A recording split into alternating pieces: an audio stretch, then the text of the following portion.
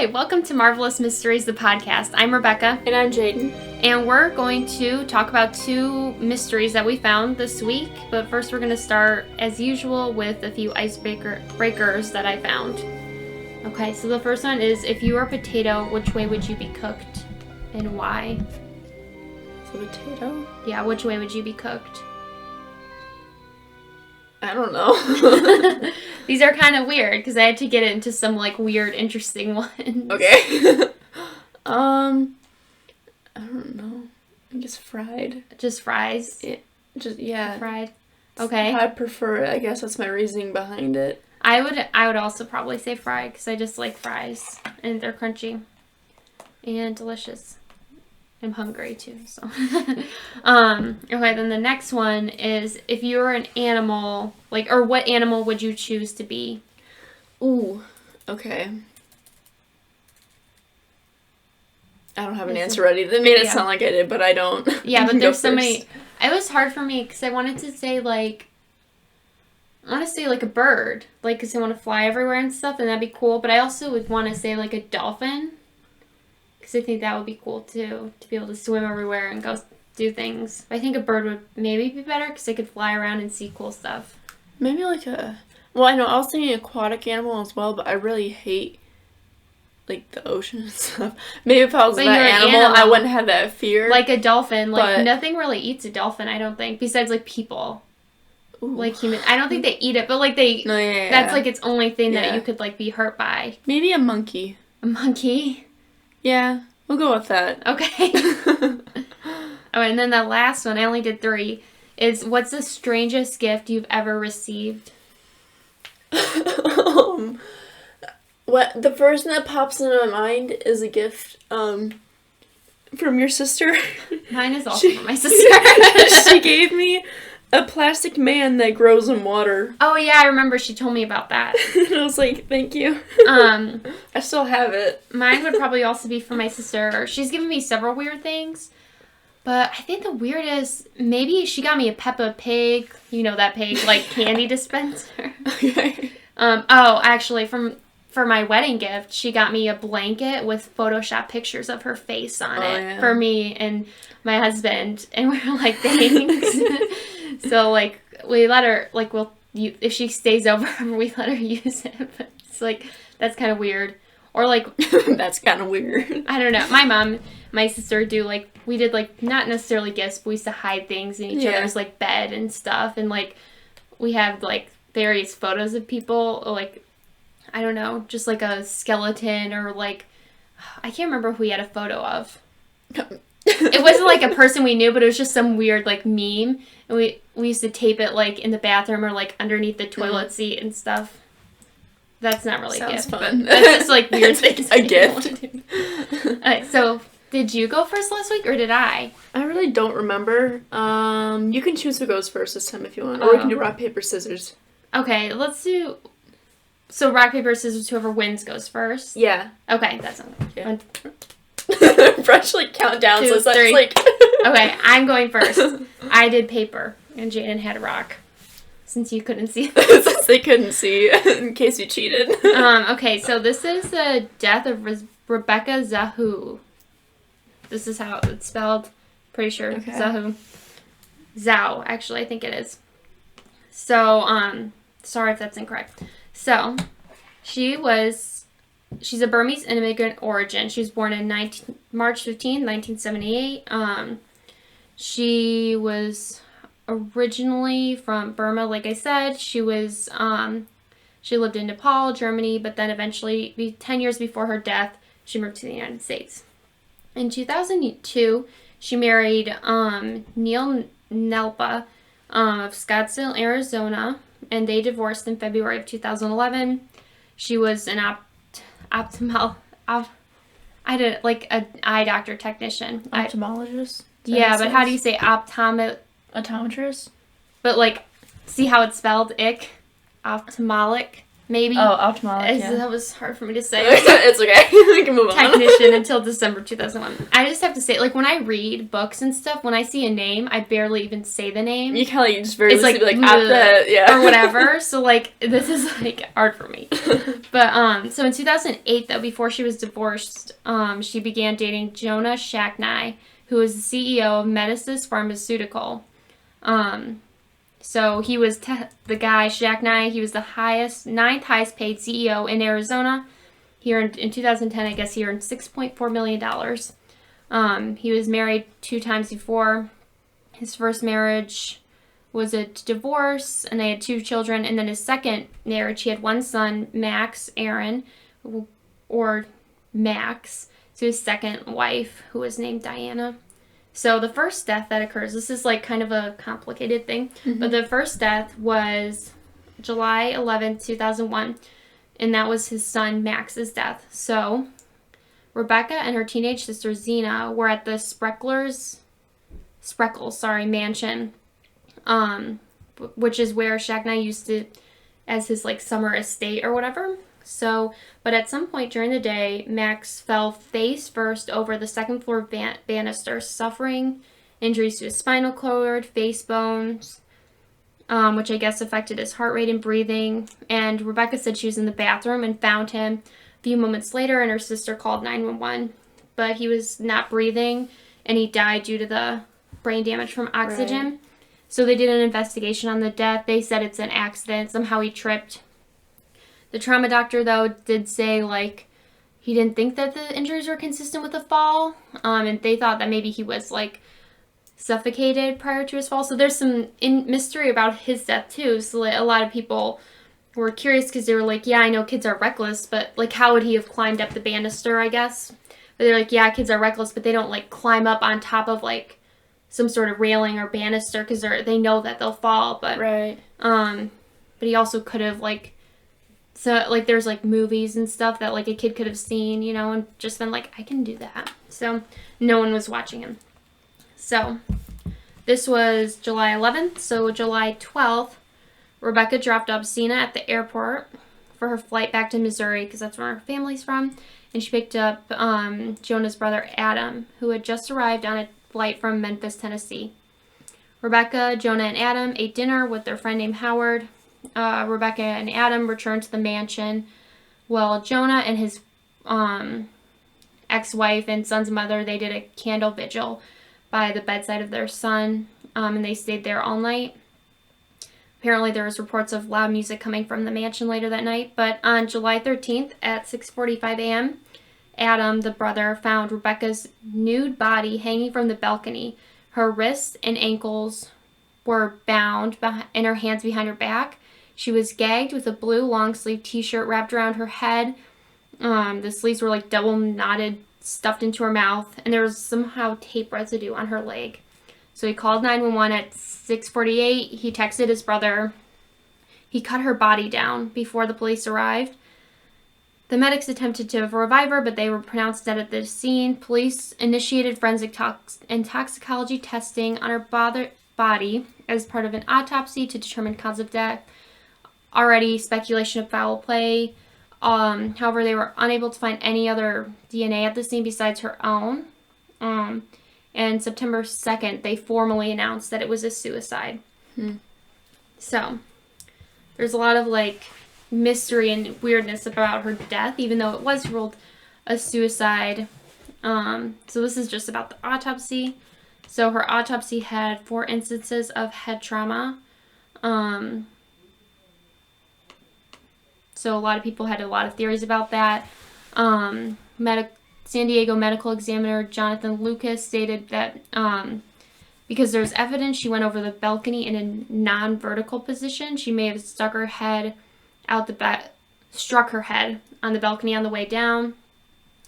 Werner Spitz, an expert witness, who testified apparently on the trial, Casey Anthony, said that it was a possibility, stating that when the body first dropped, she doesn't necessarily jump to her death. She would drop directly downward and could have easily hit the side of the structure from when she was hanging. However, he noted to draw stronger conclusions, he would have preferred to see what the body was like before everything was removed. But Adam cut her down, which at first I was like, that's so suspicious. But it's not that suspicious if he isn't, like, didn't do it. Like, if you saw someone like that, you would want to cut them down, because what if they were still alive? Right. At first I was like, because I've heard so many, like, of those, like, husbands that kill their wives and they call 911. There's apparently a 911 call of this, but I couldn't listen to it because I'm afraid. But, Okay. But apparently forensic consultant Dr. Maurice Goodwin expressed doubt, stating that there's the chances of bumping into the railings, going down, and hitting your head 4 times is unlikely. So Rebecca's family requested a second autopsy. This was conducted by a pathologist, Dr. Cyril. Here, I'll show you. Where is it? Cyril, yeah. Cyril? Okay. Wedged at the family's request. She believed that the, like, fractures on her throat were caused by manual strangulation, not by, like, a suicidal hanging. Mm-hmm. There was apparently inaccuracies on the sheriff's investigation, including there was evidence that she was sexually assaulted before her death. Her family members were suspicious about why her hands and feet were bound. All right, that's what I was thinking too. I'm like, I feel like Right. a suicide And there was attempt, and she was just nude. That was another thing. Like a lot of people think about like there is some psychology to it, and a lot of people don't think she would have just been naked and done that. Yeah. But there are instances where people do, like, tie their hands and feet while they're committing suicide, I guess, because, like, so they don't change their mind in the middle, which is very sad. Yeah, that's... Yeah, so that's why the police, I guess, tried to reenact this scenario to see if she could have done that, like, bound her hands and feet, and then, like, jumped off the banister, hung herself, and they were able to, like, do a similar thing. So, but the weird thing is that there was a message painted on the door of the room leading to the balcony where the police had found her body, and it read, "She saved him. Can he save her?" Which I don't even know. I don't know what it means. So it says, "She saved him. Can he save her?" So I'm not even sure, like, what that would mean. But there was, like, no backstory of her, like, helping someone or saving... Well, as people thought it was, like, her suicide note, basically, because they thought, the theory was that she felt guilty for the death of Jonah's son. Mm-hmm. So this is her note, and that's what they took it as. They said, the investigators took it as further evidence of suicide. She liked to paint as a hobby, and she signed her paintings in the past. But it looked like something she hadn't written. And it was just kind of strange, because it doesn't even make sense to me as, like, her feeling guilty. Right, yeah. So police obtained a search warrant to look at her cell phone. According to records, between 8 and 10 p.m., she talked and texted with her older sister, Mary, to confirm her sister, Zena, had arrived safely. At 10:48 p.m., she received a text from Shacknai's twin sister, the twin sister of her ex-wife, who wanted to stop by and talk about Max's accident, but she didn't respond to that message. Police said that she checked her voicemail at 12:50 a.m., listened to a message. They can't see who left the message. Police said it was a message regarding the worsening of Max's condition, but they declined to say who, like, left the actual message. Mary said police told her it was from Jonah, the husband, or her boyfriend, I think. The message was deleted, and so no one ever heard it. They did not attempt to operate the cell phone or power it up. They thought that it would overwrite evidence contained in its memories. They tried to determine some sort of forensic software that would allow them to examine the model of the phone, but on August 15th, they were unable to identify such technology, and they conducted a manual search of it. They found the voicemail wasn't on the phone, but they didn't try to receive the deleted message from the servers, which I don't know why, but on September 21st, they announced they would use new technology to copy the phone's data for the further investigation. But in October, they completed the second examination of the phone, stating they didn't uncover anything. So, these are the theories. This is like all just speculation that these aren't official theories, but that I thought, or like other people like on discussion boards or just like articles have thought. So the first one, obvious one, is that it was Adam, the brother. So he was the only one home with her that night. And later on, he was found like in civil court responsible for her death, and he had to pay money to her family because he was there and didn't hear anything and didn't find anything. But apparently there's evidence in the house that someone had been searching like Asian bondage porn. And so it's kind of like a strange coincidence. So people think that maybe it was something that happened to them, like either was at one point consensual or it went too far, or like he did something to her and or he did it on purpose. There's like several different ways that it could happen. Like it could have just been something that went wrong, or it could have been like his intention to kill her. Like maybe he killed her because of the incident with Max and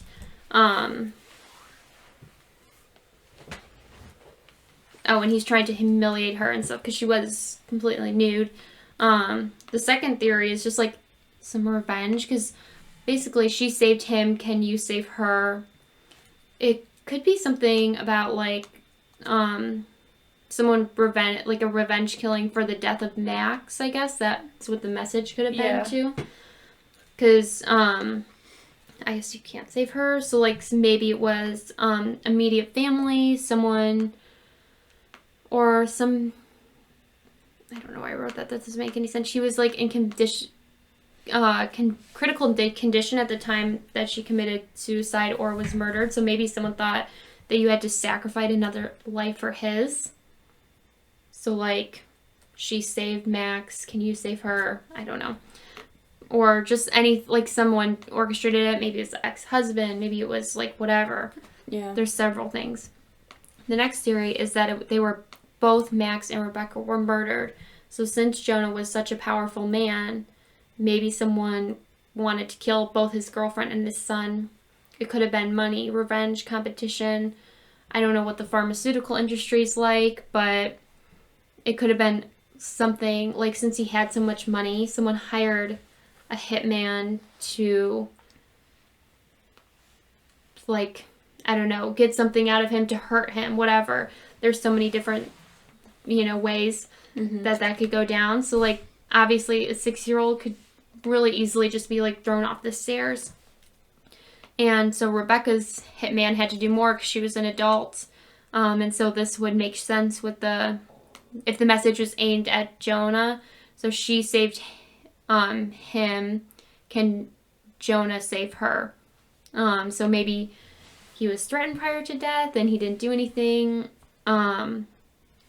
He was asked to do something for his loved ones, but he didn't, or he just was tricked into it. There's like several ways. Maybe he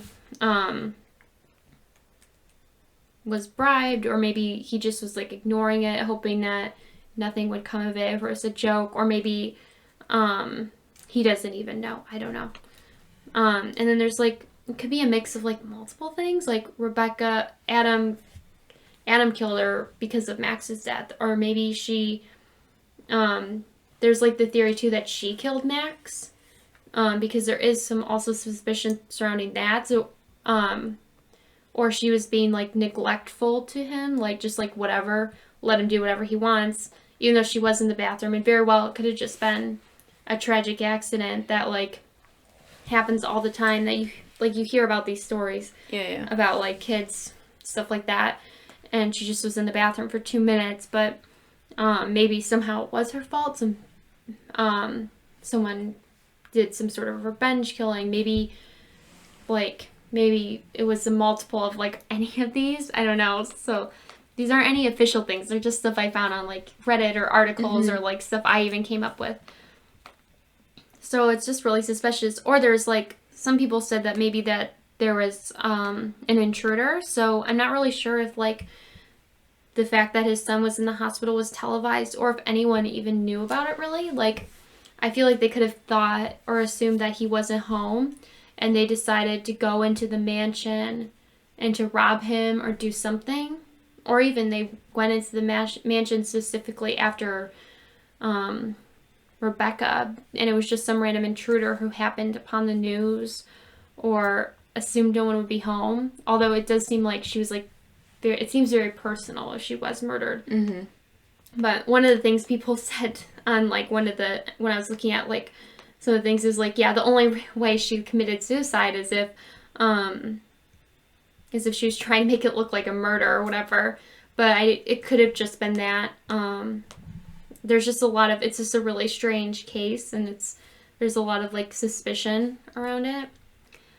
So San Diego Sheriff Bill Gore announced on September 2nd, 2001 that Rebecca's death was a suicide, and Max's death was an accident. Neither was the result of foul play. Rebecca's family disputed it and filed a $10 million wrongful lawsuit against Adam. The jury found that in the civil law trial that Adam was responsible for her death, granted her family a $5 million judgment for the loss of the loved one, and an additional $167,000 for the loss of the financial support that she would have provided.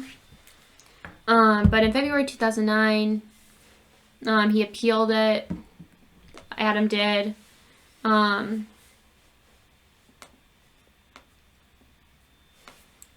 I guess prior to that, his insurance company and the family had reached a settlement of $600,000, resulting in the civil case being dismissed with prejudice and vacating the original $5 million judgment.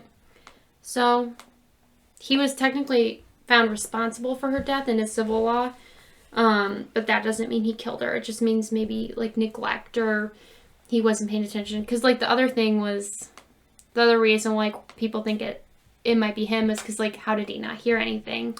Yeah. And then also, the reason maybe the investigation was, like, didn't find anything was because he was obviously so rich and so powerful, and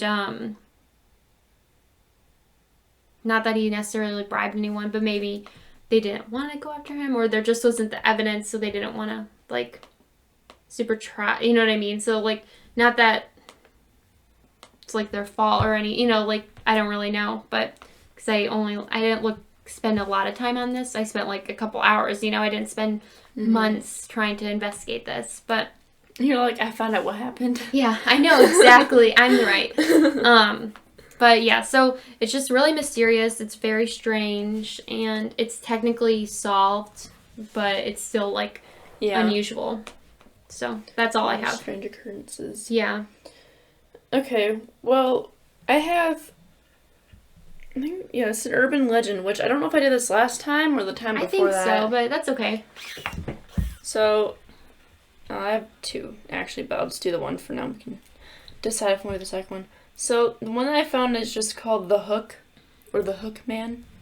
Okay. So, it's an urban legend about a killer with a pirate-like hook for hand attacking, like, people in cars, parked cars.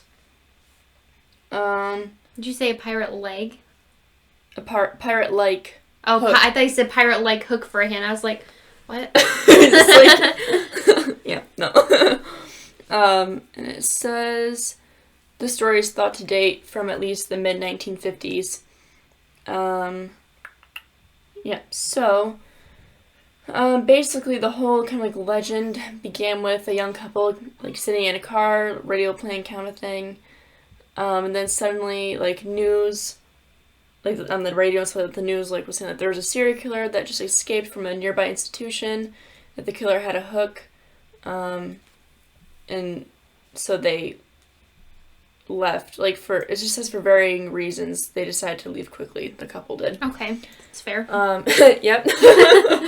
So, and this is, in the end, the killer's hook, is either found hanging from the door handle or embedded in the door itself. There's different, like, variations that include, like, scraping sound on the car door, or, like, other versions, like, it starts the same way with, like, the hook, whatever, but the couple, like, spots the killer, warns others, and then, like, barely manages to escape. It's kind of like other things that, or, like a woman sees a shadowy figure watching from nearby. So, yeah, I think this must be talking about the first couple. So the first couple says, a man leaves to confront the figure, who then suddenly disappears.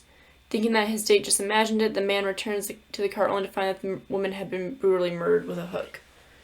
So, I guess I didn't explain that very well before. The woman in the car was the one that saw the shadowy figure. Okay. And so the guy got out to investigate.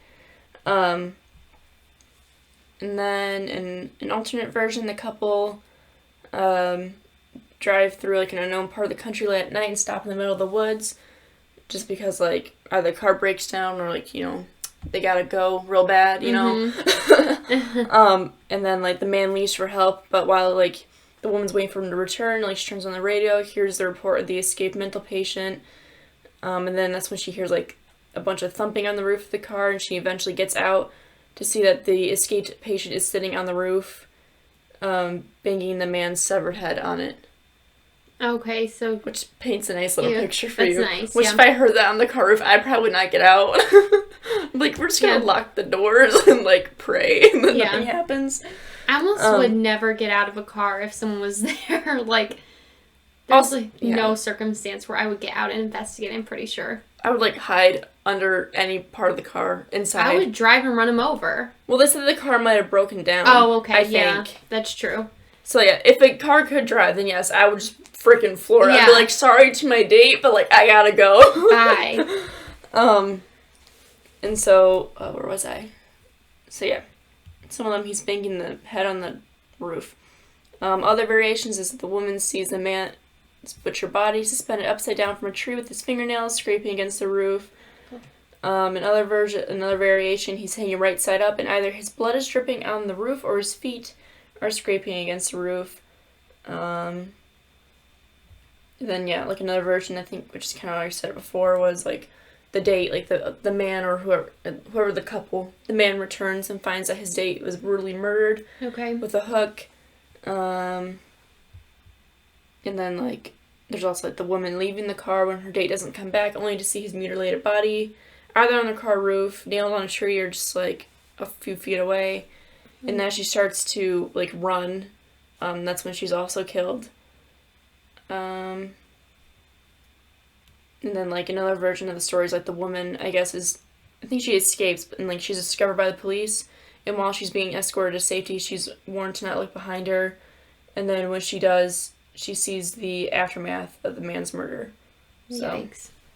Well, get some water real quick, my throat's real dry.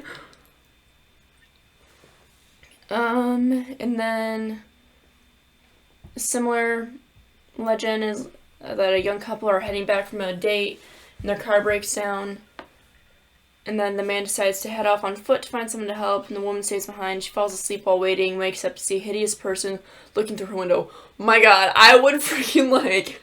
Yeah. I don't know what I would do in that instance. I would scream, and then probably die. Just like a heart attack. Like, I don't know how you could fall asleep if someone, like, your date, like, just left you. I would go with them. It's like, you are not leaving me alone here, sir. I would go with them. And or make them stay with me, either way. I would definitely not be able to fall asleep. Like, I'm, like, very, I'm, like... I'd be like... like, I mean, I don't know, like, when is the dates of these, though?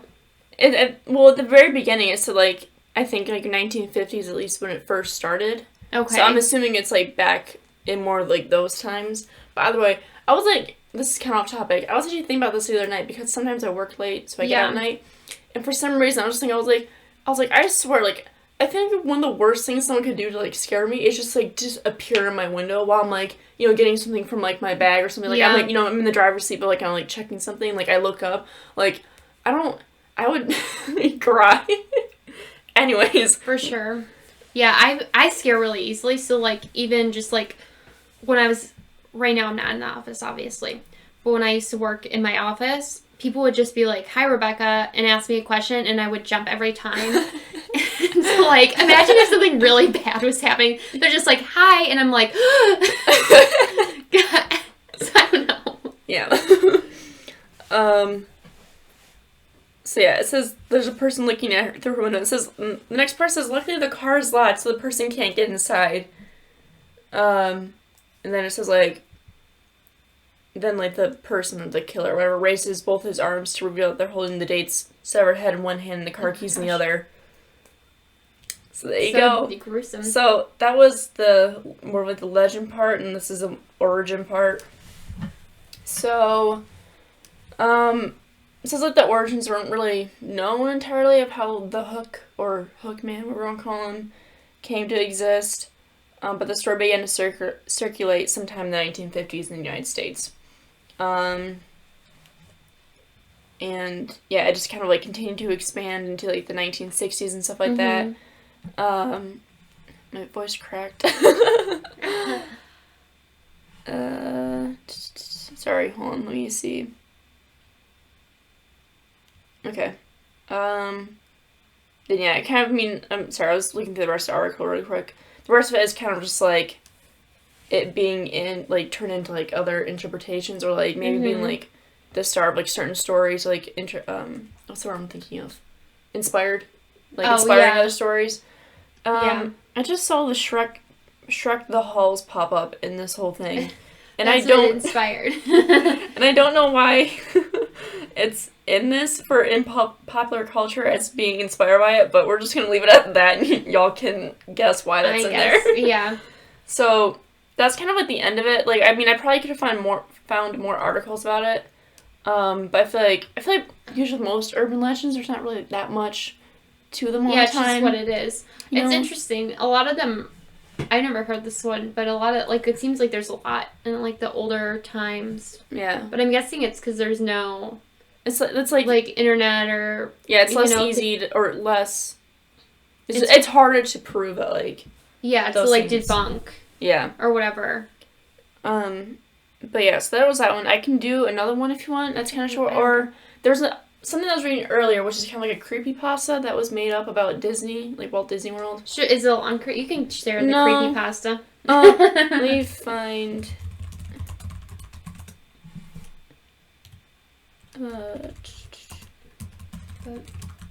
Yeah, I read this earlier because I was gonna do it, but it wasn't. It's not very long. Not at least the one that I read. Or if it's a creepypasta, it's not necessarily. Is it real? No. Okay. I'm pretty sure. I hope not. No, I don't think it is because I'm pretty sure at the end of the article they're this has been debunked because technically this place doesn't really actually exist. Okay, I see. Know. Is it about his frozen head or something? No. So you'll find out.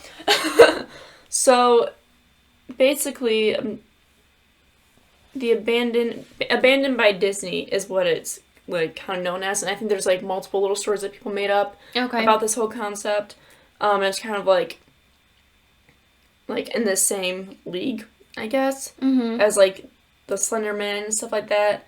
And so yeah, so the one I think this entire thing talks about Mowgli's palace. Is that how you say his name? Mowgli, not Mowgli. It's Mowgli. My bad. So it says Wolf's Tale, which is about Okay, never mind. Sorry. Ignore whatever I was going to say. So anyways, Mowgli's Palace is an abandoned Disney project from the 1990s for a Jungle Book theme park. Okay. So basically it's supposed to be Disney bought a huge plot of land for it and started constructing something known as Mickey's Highway. And this is my gosh, a quote from Wolf, which must be, I think it's the guy just telling the tale. Mm-hmm. Who kind of who says he experienced it, but I said, it kind of got debunked, I think, in the end. Anyways. Okay. So he was Disney blew $30 million on the place, and then they abandoned it, and Disney blamed the shallow waters, which was because it was too shallow for their ships to safely operate, their rides and stuff. And then there's blame cast on the workers, saying that since they were from the Bahamas, they were too lazy to work for a regular schedule. Okay, that's a little... Yeah. I did not know about that part. My bad. So, basically... okay. Sorry. I read this earlier today, but I didn't really remember it. So, the whole park was operational, and there was only Mowgli's Palace left for a grand opening. This is like the whole island itself they bought the land for. So Mowgli's Palace. Mowgli. Mowgli, my gosh, what is wrong with me? Mowgli's Palace. I'm definitely gonna get ripped on because whatever. So like Mowgli's Palace was the only thing that was left to like really open so that, and then the whole island would have been in full works. Like everything seemed to be normal. The park was populated with visitors and staff until one day out of the blue, the whole place was shut down. The staff was dismissed and the doors were chained up. So, Wolf, who was the guy telling this whole tale again, he visits the abandoned Disney Park on Emerald Isle in North Carolina. He travels to the park after finding its location on a promotional flyer that was mailed to him before opening. And it says, like, unfortunately or conveniently, said flyer has now vanished. So while he's there, he documents his adventure with the camera, but no image exists. So when he found the park... What found the park returned nature... Okay, yeah, sorry. So he found it and, like, it's kind of, like, you know, overgrown and, like, slowly decaying. And then he also claims to have heard creepy voices inside the palace. So, and this says, like, ever on the surface was scrawled the phrase, abandoned by Disney. And, like, they don't really know who did it, obviously. And so Wolf decided to continue searching. He said that he said the stairway led downward below ground level. Using my camera flash as a sort of improvised flashlight, I could see the staircase ended in a metal mesh door with a padlock. A sign on the door, a real sign read, "Mascots only, thank you." So he kept going deeper into Mowgli's palace, and into a room full of empty freezers and swinging meat hooks. And that's when the voices started, hush whispers of, like, your father told you and I didn't know that, I didn't know that. He eventually found the room that was titled, or like, not titled. Labeled, thank you. Character Prep number 1. And among the collection of Disney mascot costumes, he saw a rotten version of Mickey that looked like a camera negative. And so Wolf then goes to pick up a Donald Duck head, only to have a skull, like a human skull, tumble from inside. And then the negative Mickey then gets up and lumbers towards Wolf, whose camera has mysteriously broken. And then this is like another quote from him. It says, so the Mickey said, "Hey." He said, "Hey." In a hushed, perverted, but perfectly executed Mickey Mouse voice. Want to see my head come off? Reading this out loud feels weird. Anyways, and it said, starts to pull at its own head, working its clumsy glove-clad fingers around its neck with clawing, impatient movements similar to a wounded man trying to pull himself free of a predator's jaws. And then as he, like, started to work it off and stuff, a lot of blood came out. It was thick, chunky, yellow. Ew. I know, I read that description. I was like, ugh. That's so nasty. And so, yeah, it says, Wolf said that I never got the pictures out of the camera. I never wrote the blog entry about it. After I ran from the place, fled for my sanity, if not for my very life, I knew why Disney didn't want anyone to know about this place. They didn't want anyone like me getting in. They didn't want anything like that getting out. And also, it gives us nice drawing from DeviantArt of the Mickey mascot. Oh my gosh. So, yeah. That's creepy. And then, so the whole thing is like, is it real, any of it? And it says a big fat 0. None of it's real. So Mowgli's palace never existed or was even conceived. There have been many botched Disney theme park ideas, but sinking $30 million into the waters of Carolina wouldn't go unnoticed. And then just like, yeah. So it's just it was debunked. It was like a thing that was just made like a, yeah. So yeah. That's creepy. It's like, so it doesn't exist, but you know, there's that nice but that's little... interesting, at least, that someone came up with all that. Yeah, also, like, why? Like, out of all the things you come up with, why that? I know, well, because, like, I feel like Disney's the worst person to go after. No, they'll, like, sue you in an instant. Yeah, now they'll sue us. So, like, by the way, you're getting sued. Yeah, I know, that's, like, I don't know why he would, like... I know, do that, but yeah. I don't know why anyone would do that. I guess for money. But it's fake, so don't go after Disney. Yeah. Or us, Disney. Disney, don't come after us. We love you. We love you guys. We were just there last year. We'll see you soon. Yeah, that was almost 2 years ago. Oh, I guess there's, like, more to it. Look at this picture of the Mickey negative. Ooh. It just says, is the horror over? That's disturbing. Oh, I guess there was, like, more to it, but that's not, like, that much, because, like I said, all of it was debunked, so... Yeah, so it's, like, information that's used. But interesting, at least. So I can stop there. I can do the other urban legend that I have. It's good. Okay. But, yeah, those are our mysteries. You can tell, like, I feel like the difference in our personalities where I'm, like, this horrifying, like, murder. Like, I always pick, like, really weird, creepy stuff, and I try not to do murder, even though I technically haven't done one yet, even though it's, like, the thing I want to do the most. And then Jaden's one. Yeah. No. I want to do a murder so badly. No, but, like, that's, like, the thing I want to, like, research the most. But, like, I try to do, like, different things and more interesting things. But, like, then Jaden's are all, like, Victorian, old, or, like, urban legends. I always feel like, I've always found, like, urban legends kind of interesting. No, they are. I don't like looking at them too much because some of them do make me, like, creeped paranoid. out. Like, the one that I won't share, like, all of it, but the one that I was going to share if we had time was the killer in the backseat. Which is this whole thing about a guy hiding in the backseat of people's cars. Oh, I'm already afraid of that. Yeah. And so, like, when I'm driving home alone at night, and I'm like, because, like, the whole thing is, like, if someone, like, flashes their brights, they're, like, trying to warn that someone's in your backseat. So, I'm just like, I just hope no one flashes their lights at me while I'm driving. I'm always nervous. I always, like, get in my car immediately. Lock the doors. Yeah, because I'm like, I don't want, like, I'm just driving away, getting out of here as soon as possible, because there's the thing where, like, people put stuff on your car. Oh, yeah. So if you, like, take it off, then they'll abduct you, or, like, all this stuff. Well, so I'm, like, already kind of paranoid. I don't need to be more so. I was like, your sister shared that one to me about that whole, like, urban legend about the ankle slicer or whatever it's called. Like, it's someone hiding in your car and slicing your ankles as you're getting in. Oh, did you not know about that one? You're welcome. I feel like I did. But, yeah. Yeah, so I was gonna do, like, I was kind of distracted today. Like, I was finding it very hard to focus, which is why I, like, chose, like, very short articles. And because I was just like, I didn't spend much time on it. But I was like, I was gonna find, like a cool, kind of, like, unsolved mystery murder kind of thing. But last time I did that, it came out to be, 9 pages of me rambling on and not really being too sure about what I was reading. Yeah. So I got scared. It's fine. Yeah. So those are our mysteries this week. You can comment, like, subscribe, whatever, leave a review. Yeah. Wherever you're listening to this. On whatever platform. Yeah. Do you already say you could subscribe? I don't know. Yeah, but you can do subscribe. That. We have an Instagram page.